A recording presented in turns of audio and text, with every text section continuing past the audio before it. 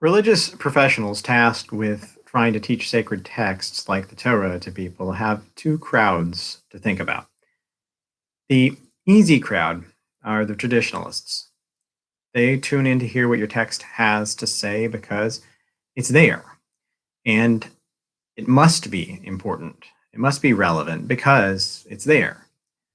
Then there's the tough crowd, a more modern audience, often with progressive or secular ideas about religion and religiosity that ask, how is any of this relevant to me personally?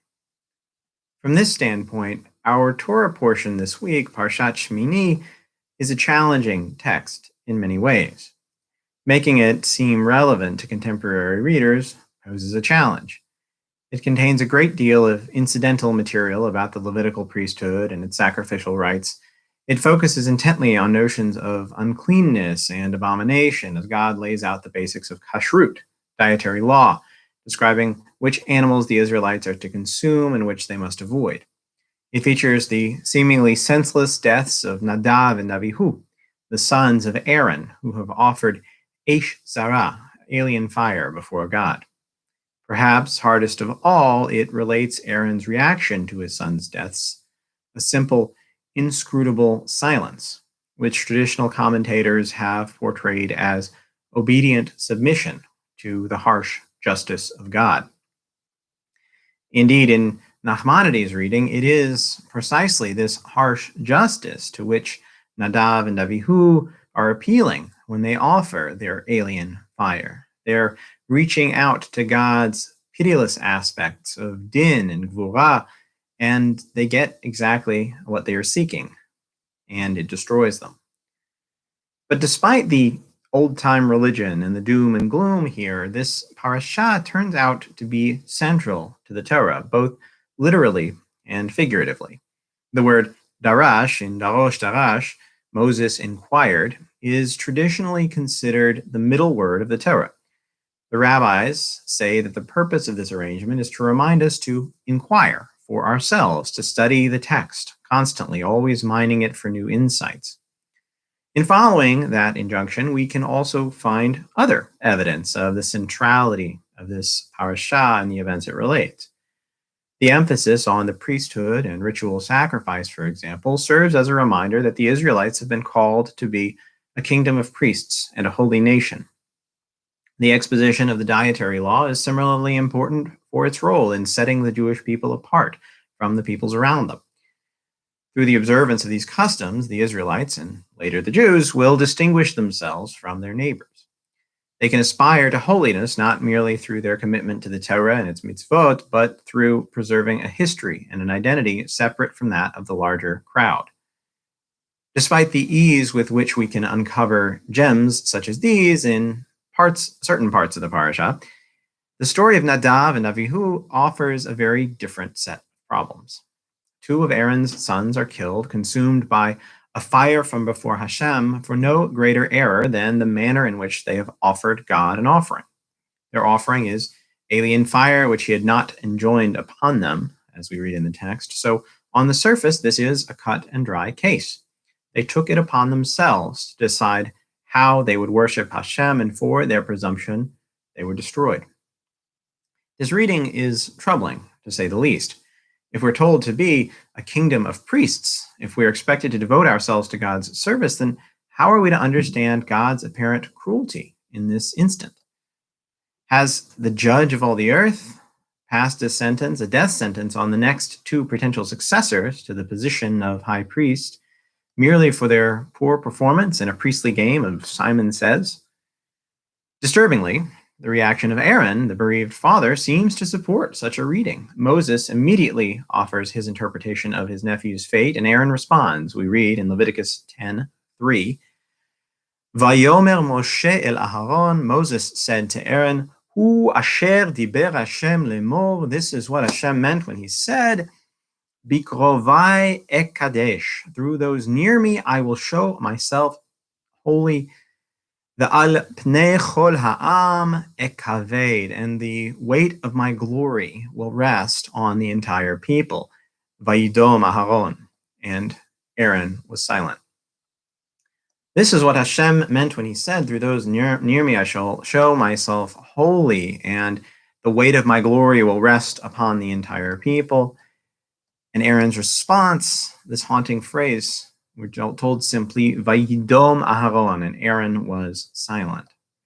If we imagine ourselves in this situation, his same situation, what would we do? We would grieve, of course, sit shiva for our lost children. But we might also question our relationship with God. Indeed, as one of God's intimates, second only to Moses in that regard, shouldn't Aaron expect better? And so we might wonder, in Aaron's case, if this is how the high priest, the Kohen Gadol, is treated, does Aaron really even want the job? And yet, he does not rage at the unfairness of the situation or resign his position as high priest. He doesn't even observe mourning customs for his son, since a quick word from Moses forbids it. Rather, he takes a different approach: silence. Throughout the centuries, different rabbis have handled this text in a number of ways. For some, the answers can be found in midrashim. Turning to these traditional embellishments on the Torah text, certain authorities find various explanations. Vayikra Rabbah and Sifra, two midrashic collections, both relate that Nadav and Abihu were punished because they were guilty of a grievous sin while performing their offertory act, not simply because of the offering itself. According to Vayikra Rabbah, they may have set about their work while intoxicated or while dressed in regular clothes, rather than in the priestly vestments that God had enjoined the Kohanim to wear. The Sifra offers a different crime, that of arrogant disregard for the authority of Aaron and Moses, their father and uncle, respectively, and God's chosen leaders. According to another midrash, in the Mechilta, their mistake was instead one of presumption. In taking their fire pans, they believed they were going to help God to burn the sacrificial offerings. In this case, as before in Leviticus 9:24, it was fire from before Hashem which would take care of that part. The Mechilta is thus slightly easier on Aaron's sons than either of the other two midrashic collections. But for modern readers, Chaim ibn Attar's 18th century commentary Or HaChaim might provide an even more accessible reading of the text. In this interpretation, the Eish Zara, the alien fire that these priests bring with their offering, is simply an internal longing, an Eish Pnimit, an internal longing to be nearer to God than they can be while retaining their mortal existence. Like Icarus in the mythology of ancient Greece, they approach too near to a luminous and sometimes dangerous presence, and for this they pay a price. I'm reminded this particular week of an incident you may have heard about. A prominent American bishop who declared to his flock, "God is larger than this dreaded virus," recently himself succumbed to coronavirus and died. I don't mention this to make light of his family's grief or to crassly expose the limits of a theology I disagree with. Rather, I want to point out that all around us today, there are plenty of people who suffer much like Aaron, much like Nadav and Abihu. They live their lives with a firm conviction that they are on God's side, and God too is on their side, and will work wonders for them, move mountains for them, until they have a moment which brings them back to earth, back to reality.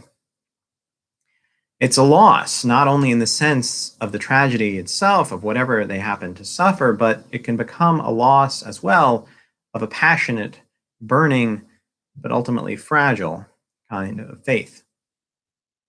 Taking Ibn Attar's approach renders Aaron's silence both less mystifying and less frustrating. His sons have not been punished for a misdeed, they have merely been destroyed in connection with their own longing for unity with the divine. Rather than conceding to the will of a capricious cosmic potentate, Aaron is acknowledging his own powerlessness in a tragic situation. He's unable to react, unable to do anything in response, unable even to find words to express his sentiments in the aftermath of this tragedy. Like Aaron, we often find ourselves at a total loss for words. Sometimes we endeavor vainly to fill an awkward silence, perhaps that of another person's grief. How often do we try to tell a bereaved friend, everything will be all right, there's a plan, it was meant to be this way? Are these words naively intended to ease a friend's pain? Are we perhaps merely trying to make sense of tragedy? Are we trying to reassure ourselves so that the uncertainties with which we live are more tolerable? Or perhaps are we looking to exert control over our lives and our universe? The Torah suggests an alternate course for us. Whether we ourselves are the ones offering the consolation or suffering the bereavement, by admitting that we have no adequate response to certain griefs and challenges, we allow God to truly be God. We confront with our whole selves that mysterious being which identified itself to Moses at the burning bush with the words, Ehyeh asher ehyeh, I will be as I will be.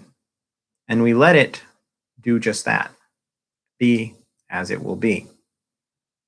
This is what it means for those of us who are theologically inclined to take on the yoke of heaven or to accept the sovereignty of God. For all of us, by accepting our powerlessness in the face of losses and tragedies, our inability even to offer explanations or rationalizations for them, we accept these realities as they are. We accept that the only things we can truly control are our reactions to events, not the reactions of other people, and certainly not the events themselves. These steps are necessary if we really want to begin dealing with the feelings of grief, disappointment, and fear that typically accompany these experiences. These steps help us to open the door to healing and recovery. And in times like these, they may even represent the difference between a life of despondency and a life of hope and faith. Shabbat Shalom.